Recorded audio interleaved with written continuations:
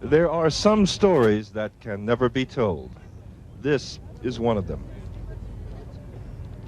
Not with these pictures, or these pictures, or a million more. And not with words either, not these words or any others. It is all too much. A calamity of such epic proportions, so massive in size and scope, the truth of it is far beyond journalism's reach. 1.5 million Rwandans, nearly 20% of the country's entire population, trying desperately to survive one more day in this relentlessly inhospitable corner of Zaire. It is not like the famine in Somalia. It is not like the flight of the Iraqi Kurds into the mountains of Iran and Turkey. It is not like the siege of Sarajevo or the plight of Bosnians displaced by that war. It is not like anything I've ever seen in 30 years as a reporter. It is, I think, the standard against which all future tragedies will be measured. For all up and down this road that leads north from the border, there is madness and horror beyond telling, beyond belief. We're exposed to death every day and night. It's the desperation I read on all the faces here. And yours too? Yeah, mine too. This is Yves, one of the hundreds of thousands of Rwandans now living, or at least trying not to die, on the road from Goma. He's 21. A few weeks ago, he was a student, but as the rebel army advanced, he fled with the rest of his family, walked 3 days across Rwanda to Zaire, running from death to death. His elderly parents are weak and hungry. His brother is already dead, and Yves, who hasn't eaten in several days, is stoic about his own survival. I know that today, if I don't kick the bucket for the disease, I can kick the bucket for hunger. Because till now, nothing has done to save all these people. That's not exactly true. Humanitarian groups like Médecins Sans Frontières, Doctors Without Borders, are doing what they can, which isn't much, with what they have, which is very little. And Yves works in the MSF clinic by the side of the road, trying not to think about home. Would you go back? When? Nowadays, I don't think so, because we are afraid to return there. If we return, we know that we will be killed, will be destroyed, and no one will survive. So we prefer to stay here and be killed by the disease and hunger. What is your attitude towards it? This is the land Yves now calls home. It's volcanic rock. You can't farm it, you can't build on it, you can't live on it. You can die on it, but they can't bury you in it. Which is why the road from Goma is littered with bodies, taken out each morning like Africa's trash, to be collected each day, then dumped in deep trenches now overflowing. 2,000 Rwandans, 2,000 human beings are dying each day now from dysentery, dehydration, and cholera. That's more than one every minute. By the end of this broadcast, 40 more will be gone, and tomorrow morning their bodies will join the others by the side of the road.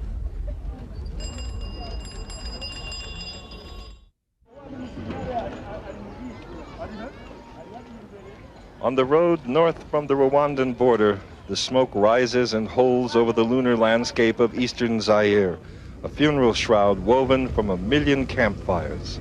The trees are vanishing fast, and all day, every day, the smoke blends acridly with the foul odor of human waste and the sickeningly sweet stench of death. The air is thick with it, the nostrils choked with it, and still the river of refugees flows from the chaos of their country to the catastrophe of this. This is Andre Mutsitsi, the map of Africa on his face. He's on the road because, like most of the others, he was certain he'd be killed in Rwanda. He's lived 65 years. He's a farmer, or was, that is, and the patriarch of a family so large he cannot remember the number. They're all headed 15 miles past the first big camp to this one. It is even more enormous, more malevolent than the other. And this is Andre's destination. He's in a hurry. He believes he's saving his family. He says he was sure he would be killed if he stayed. When was the last time you had something to eat? The last meal was last week. He's living on water. Does he have water? They are trying to get water from the lake, but whenever they drink it, people become sick. Another stop on this wretched road.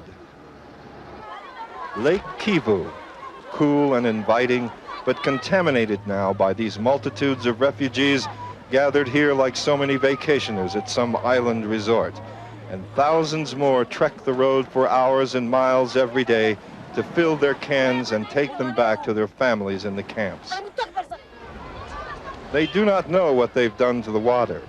They drink it as though it were pure. It is pure poison. In a yellow can balanced nicely on the head of Makusa.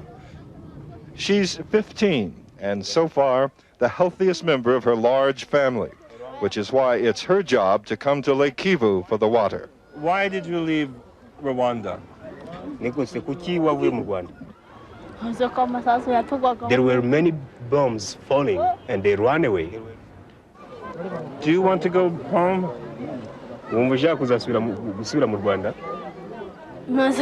I can't go back, she says, and turns back up the road toward her family, bearing the water that will eventually kill them all. But at least Makusa does have a family.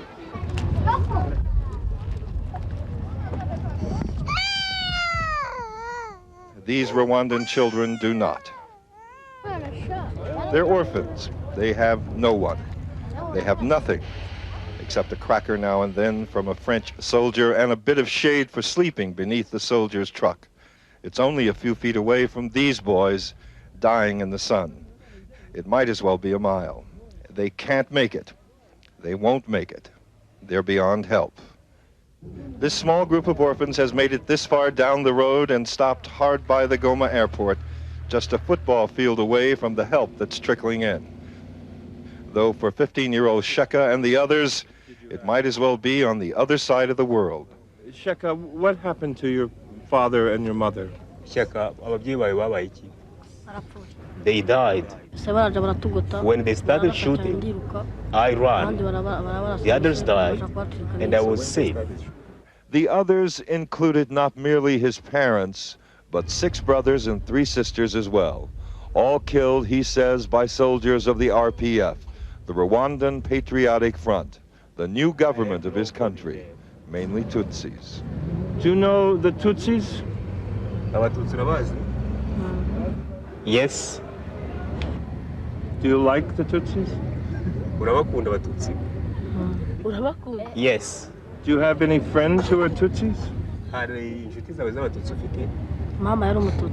My mother was a Tutsi. Now, a few thousand Rwandans, most of them Tutsis, are headed back to the same old country with a brand new government represented at the border by Lieutenant Peter Karaki of the RPF. He cannot believe anyone would be frightened of coming home. But they say they're afraid you guys are going to kill them. Do you believe it?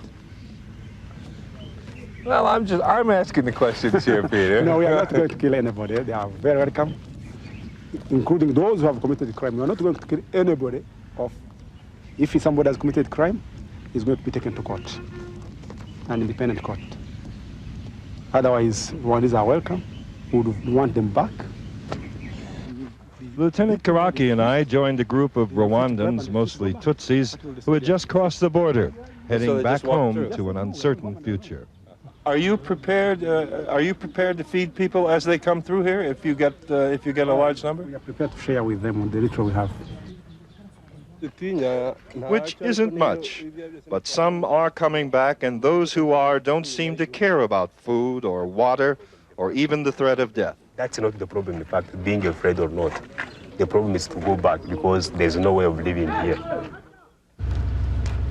These are desperate people, of course, but they are also quite remarkable, for there is much courage here, and grit, and determination, and faith. Does he think he will make it home?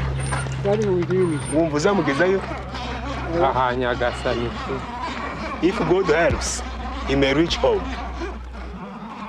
But those who are going back are but a minuscule drop from the vast ocean of those who have no intention of leaving Zaire. For them, the road leads in only one direction, out of Rwanda and into this unspeakable horror.